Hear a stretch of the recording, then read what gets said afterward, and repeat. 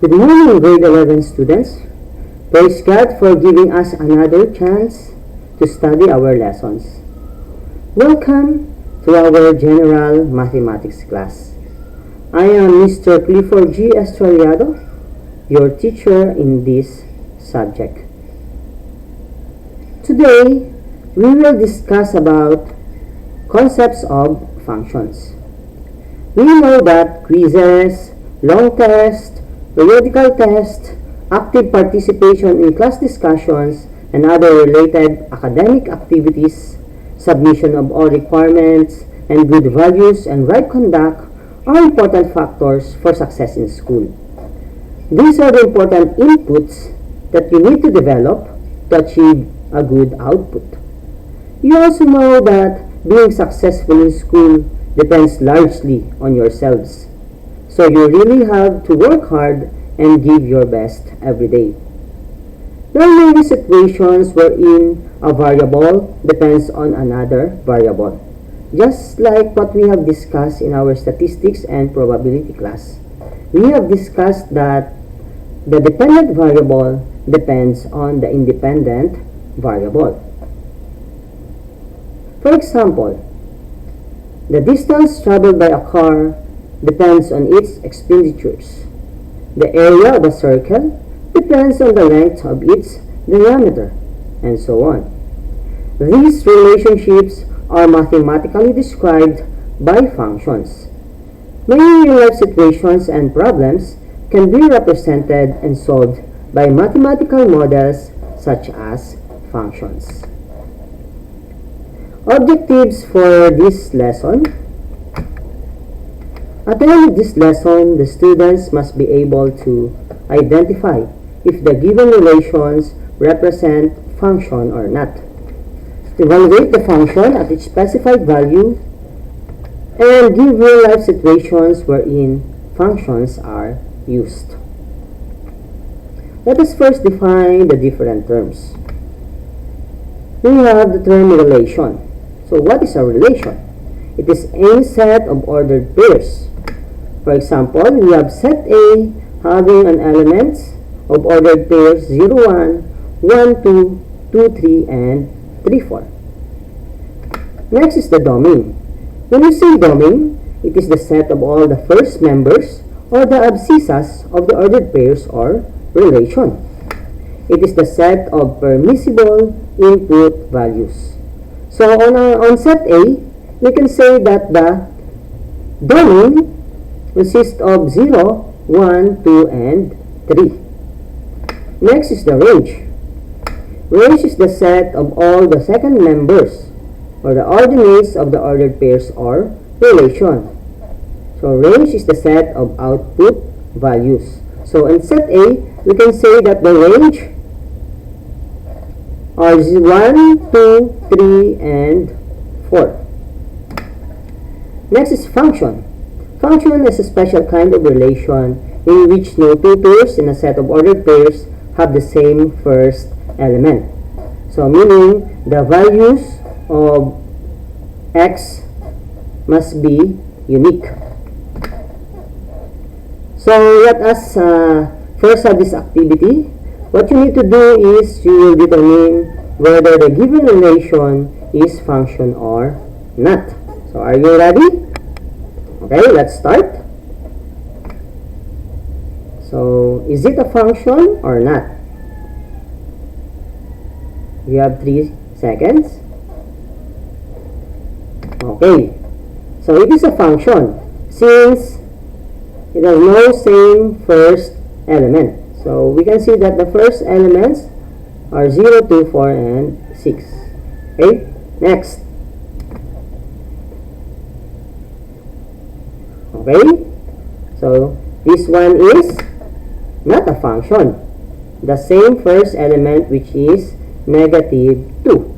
So negative 2 as a partner of 0 and positive 2. So we have negative 2, 0 and negative 2, 2. So it is not a function. Next, x is equal to the absolute value of y.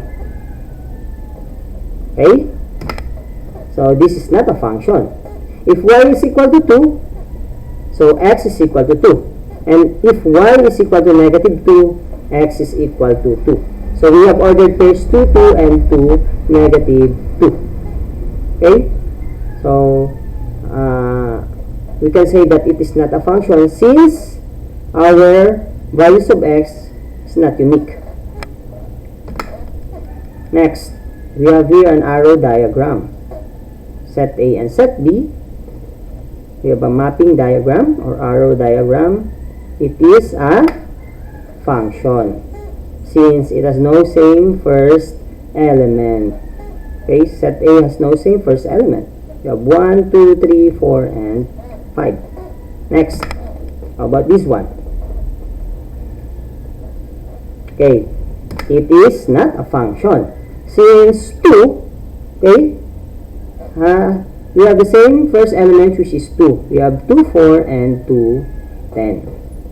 Next, we have here a graph. Okay, so it is a function. So any vertical line drawn will intersect the graph at exactly 1 point using the vertical line test. Next, how about this one? Okay, so the vertical line intersects the graph at 2 points. So it is not a function. Next, about this one?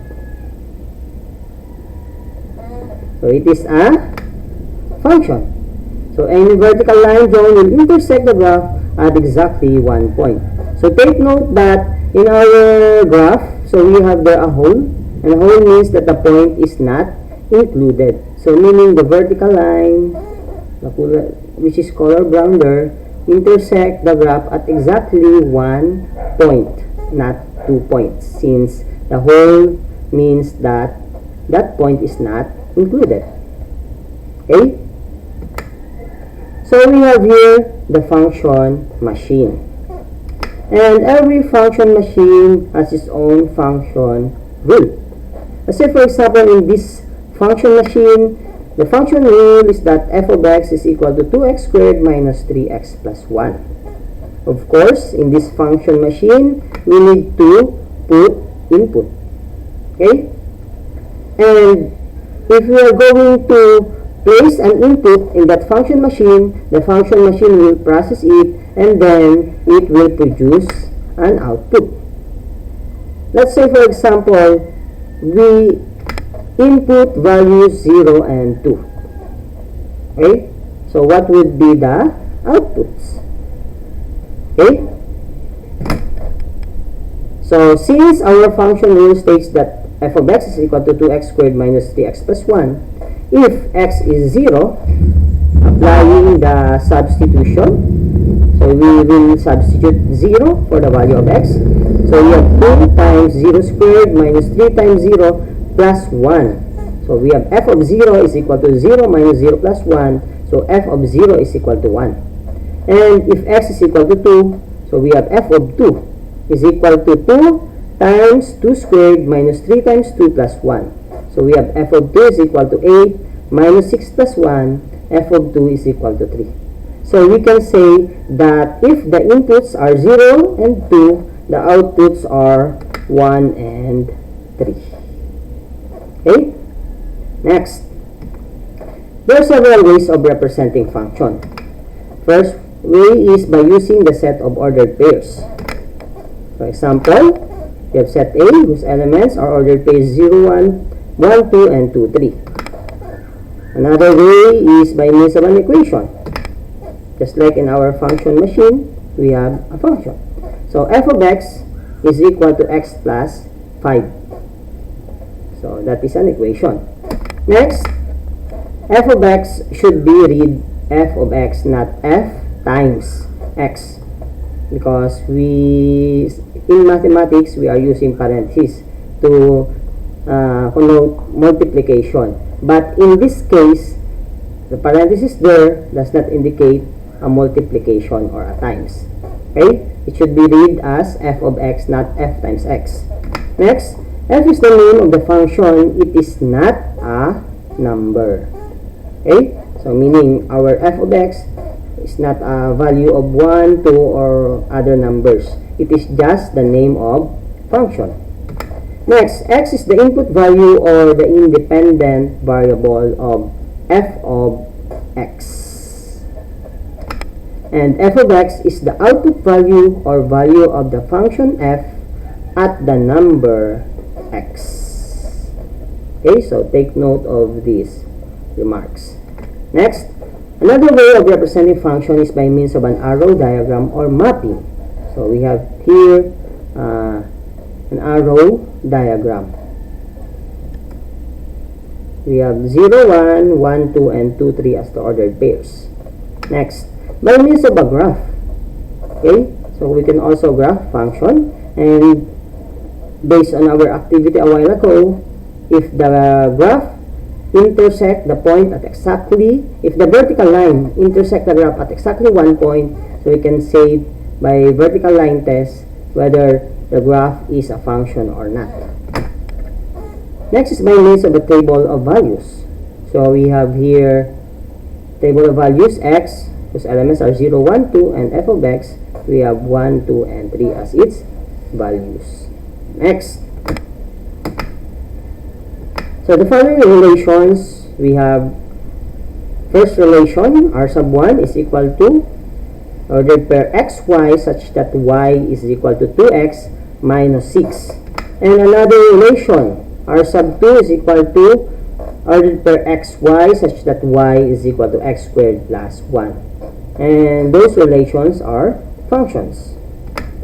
So we can write that functions as f of x is equal to 2x minus 6, and the second relation or second function as g of x is equal to x squared plus 1. Next, basic types of functions. We have the constant function.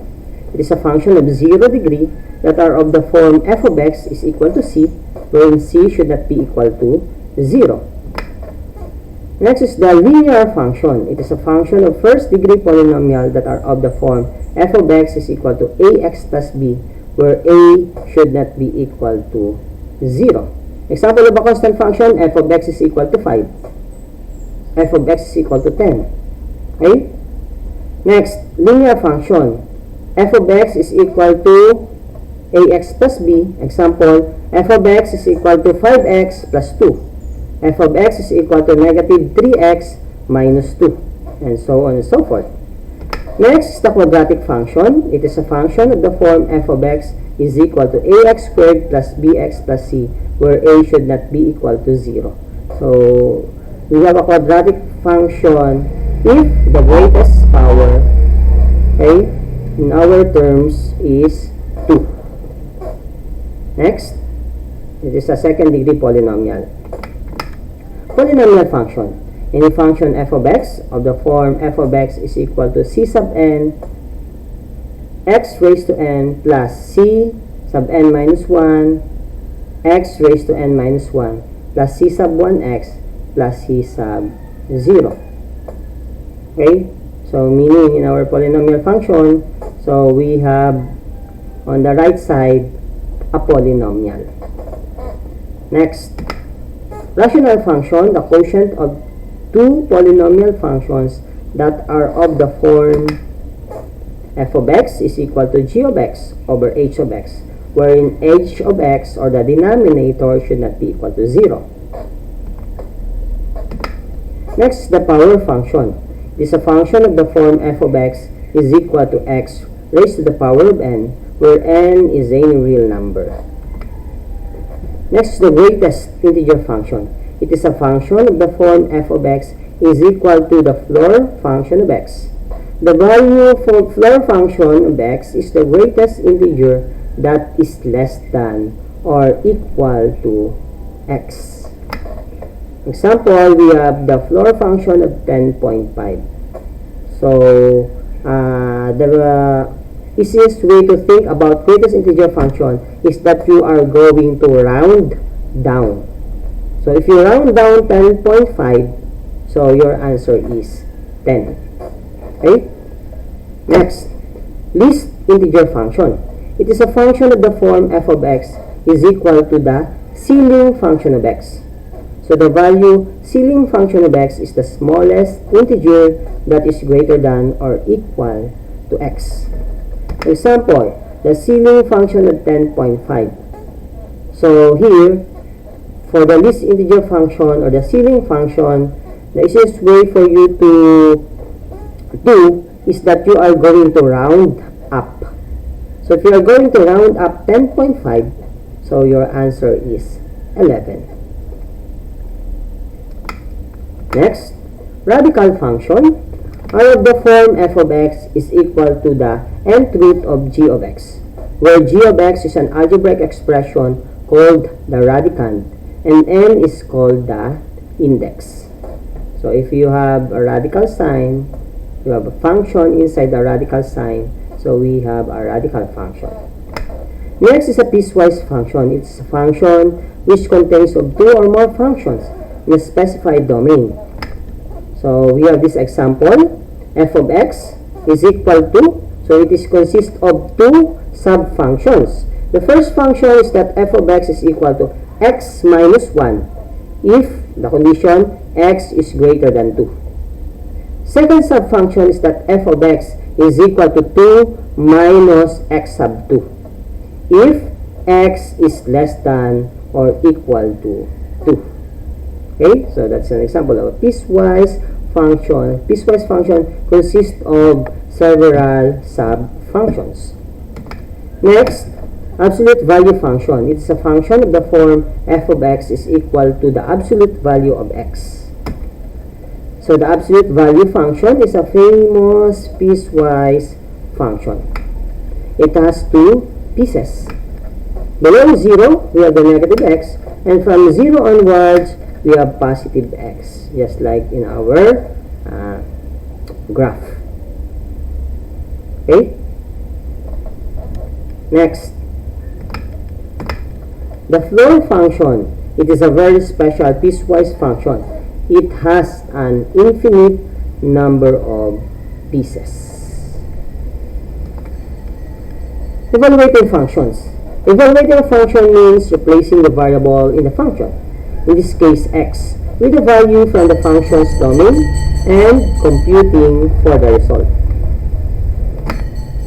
Example number 1, evaluate the following functions at x is equal to 1.5. So we have letter A, f of x is equal to 2x plus 1. So in evaluating functions, we will just substitute the value of x. So we have f of x, so we will replace x by 1.5. So we have f of 1.5 is equal to 2 times 1.5 plus 1. Next, after replacing x by 1.5, so we have f of 1.5 is equal to 4. Since 2 times 1.5 is 3 plus 1. So it is equal to 4. Okay? Next, another example, letter B. H of x is equal to the floor function of x plus 1. So replace x by 1.5. We have h of 1.5 is equal to the floor function of 1.5 plus 1. Next is we have a floor function, so we will round down 1.5. And if we will round down 1.5, so the answer is 1. So we have h of 1.5 is equal to 1 plus 1. So meaning h of 1.5 is equal to 2. Next, evaluating piecewise function. So in evaluating piecewise function, the first thing for us to do is to determine if what function rule to be used. Okay? So in which sub-function does the given value of x satisfy, okay, the equation. So example, we have given f of x is equal to our first sub-function 9 minus x squared if x is less than 2. F of x is equal to square root of x plus 7 if x is greater than or equal to 2 but less than 10. So that is for our second sub-function. And for our third sub-function, f of x is equal to the ceiling function of x minus 4 if x is greater than or equal to 2. So our task is to find the value of f of 2. So f of 2 belongs on what subfunction? Is it on the first, second, or on the third? Okay, so that is correct. X is equal to 2 belongs on the second subfunction. That's why we are going to use the second subfunction. F of x is equal to the square root of x plus 7. Okay? Next, we need to get f sub 2. So, meaning we will replace x by 2. So, we have f of 2 is equal to 2 plus 7. And we have f of 2 is equal to square root of 9. And square root of 9 is equal to 3. So, meaning f of 2 is equal to 3. So, that is our answer. Another example. Find the value of f of 12.5. So, 12.5, is it on the first, second, or third subfunction? So, 12.5 is greater than 10. So, it is on that third subfunction. So, meaning we will use the equation f of x is equal to the ceiling function of x minus 4. Okay? Then replace x by 12.5. We have f of 12.5 is equal to 12.5 minus 4. And 12.5 minus 4 is equal to 8.5. It is a ceiling function, meaning we are going to round up. If we are going to round up 8.5, the answer is 9. Okay? So that's how we evaluate piecewise function. You need first to identify if what equation to be used. Is it on the first, second, or third subfunction? Next, find the value of f of negative 3. So, negative 3 falls on the first subfunction since it is less than 2. So, meaning we are going to use the equation f of x is equal to 9 minus x squared. Get f of negative 3. So, replace x by negative 3. So, f of negative 3 is equal to 9 minus negative 3 squared. So, we have f of negative 3 is equal to 9 minus 9. So, meaning f of negative 3 is equal to 0. Okay? Next, functions in the real world. A soda, snack, or stamp machine. So, the user puts in money, punches a specific button, and a specific item drops into the output slot. The function rule is the product price. The input is the money combined with the selected button. The output is the product, sometimes delivered along with coins and change if the user has entered more money than required by the function rule. Kagaya sa ating mga vendo machine. Okay? Na merong pwede kang mag-drop ng 5 peso coin, then lalabas yung cup of coffee. Okay? Next, most thermometers come with both Celsius and Fahrenheit scales. Students can study a thermometer as an input or output table. Students who have had experience in deducing composite function rules might be able to compare the two scales, noting for instance that 0 degrees Celsius is equal to 32 degrees Fahrenheit and 32 degrees Celsius is equal to 50 degrees Fahrenheit, and figure out the mystery function rule, the formula for converting from one scale to the other. Okay? So, thermometers. Next is circumference of a circle. It is a function of diameter. Next is the arm length. It is a function of height. Usually, yung mga matatangkad, mahaba yung kanilang arm length. Usually lang, hindi naman at all times. Okay? Next, car's efficiency. We have the miles per gallon. A car's efficiency in terms of miles per gallon of gasoline is a function.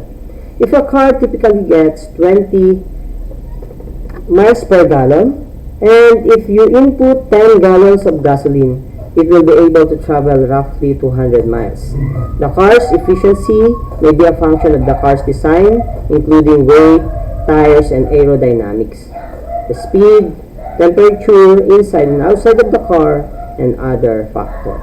So car's efficiency is also an example of function in the real world.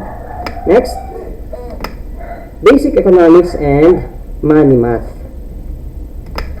So a weekly salary, it is a function of the hourly pay rate and the number of hours worked. Diba? Mas mataas yung sweldo kapag wala siyang absent or ilang araw lang siya umabsent. Next, compound interest. It is a function of initial investment, interest rate, and time. Supply and demand. As price goes up, the demand goes down. Next is the shadows.